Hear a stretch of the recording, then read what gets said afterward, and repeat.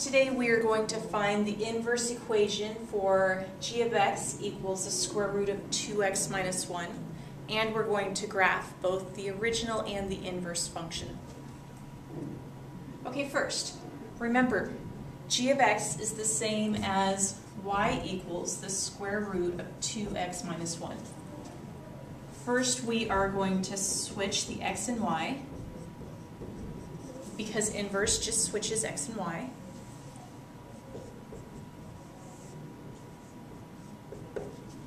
And then we're going to solve for y.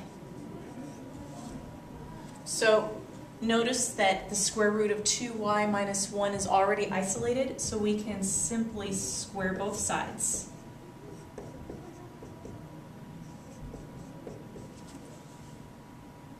Next, we're solving for y, so we need to add 1 to both sides. And then divide by 2. Now, if you have one whole x squared and you cut it in half, you're going to have half of an x squared. If you have one whole and you cut it in half, you're going to have 1/2.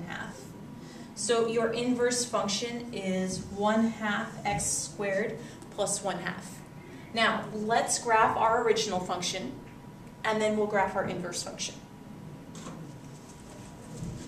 Our original function, the vertex had a horizontal shift of 1, and notice there is not a vertical shift.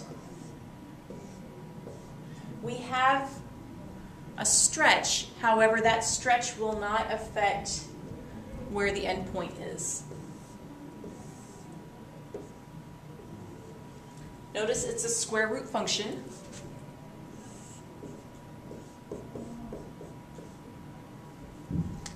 Now, remember that the inverse is reflected across the y equals x line.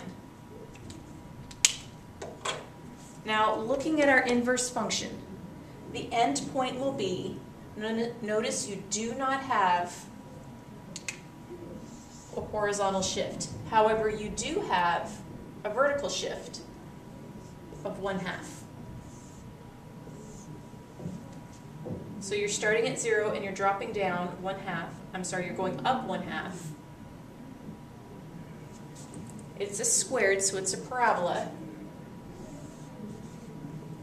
Now, you only have half of the parabola because when you reflect this square root function, you started off with only one part of a graph, so you're only going to, the reflection is going to be the mirror image.